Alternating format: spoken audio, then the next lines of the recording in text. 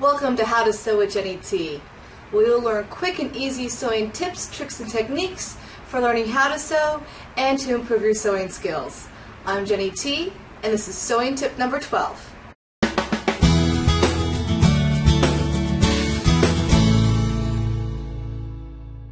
In this episode, we're going to learn how to bind an edge. And when I say bind an edge, I mean how to finish off a raw edge for your sewing project. This may be more familiar to you when you think about quilts. Quilts, you layer your 2 layers of fabric and some batting in the center, and then you have those raw edges that you need to finish off. Well, how do you finish them? Well, normally when you're sewing a project, you usually turn things like a pillowcase. You put them right sides together, you sew the edges, you turn things right side out, and then the edges are hemmed. But for different types of projects, that's not always possible. The alternative is to sew a binding, a bias binding along that edge. And what that means is a folded strip of fabric that is neatly sewn along that edge. So how do we do that? Well, I have 3 easy methods I'm going to share with you today. One is using a bias binder presser foot, which is a specialty presser foot for your sewing machine. You may or may not have this tool. I'm going to show you how to use it and what you can use it for.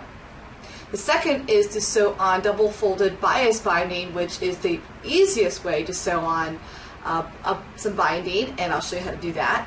And the third method is if you want to do custom binding. You want to bind your project with your own fabric, and I'm going to show you how to do that. So, without further ado, let's get started. This is double folded bias binding. It is fabric cut on the bias at a 45-degree angle, and it is folded in once and then twice. It is normally a 2-inch wide piece of fabric, folded in and folded in again to create a 1/2-inch binding. Now when you buy it pre-made like this, you'll notice that the back edge is wider than the front, and that helps you catch that back edge when you stitch. This step's really easy to use. What you'll do is you'll take the raw edge of your fabric or layered fabric, you'll slide it right inside the binding, fold that over with the less wide piece on top, the wider side on the bottom there. You'll pin if you really need to hold in place, and then you'll take it to your sewing machine and you'll sew a straight stitch as close as possible to this folded edge all the way down, and that's it. You've sewn your binding. Alright, I have my fabric and my double folded bias binding. I'm going to just slide the raw edge of the fabric into the binding, and then I'm going to slide this under the presser foot here and position my presser foot so that the needle will hit right along that folded edge there, and then you just sew.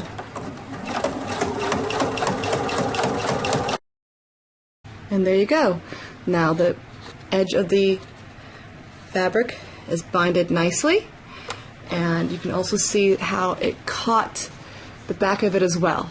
So both edges are nice and binded, and it's a really nice, quick and easy solution to use your pre-made double folded bias binding. This is the bias binder presser foot. Now I have a Husqvarna Viking machine, and this is the foot for it. Yours may look a little different for your brand of machine. And this will make a 1/4-inch binding, which is a nice thin binding, and it's great for trimming at the edges of clothing, tote bags, anything that you just want a nice, clean, thin edge. To do this, you'll take your fabric, and you need to cut your strip of fabric 1/16ths, 1/16th less than an inch. And they're pretty exact about that in the instructions. So just cut it with a rotary cutter and your cutting mat just a little bit less than an inch. Okay?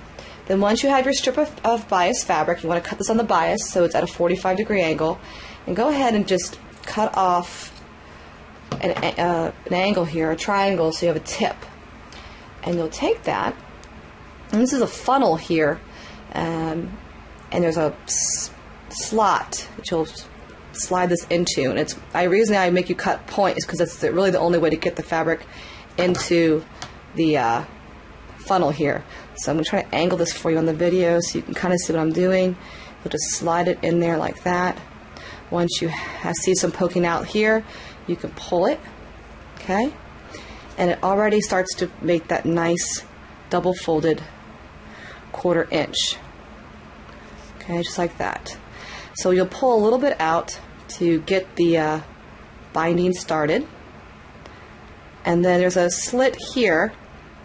So what you'll do first, you'll put this in the sewing machine and you'll slide this edge into that edge here so that the binding kind of wraps around the raw edge, and then you start stitching, and it transforms this bias strip into a 1/4 inch binding on the edge.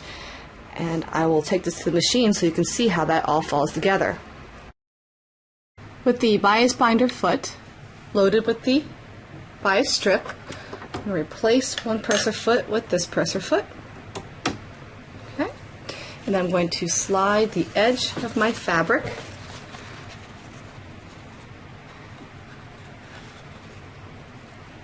into the edge right there. Okay. And then you just go ahead and stitch.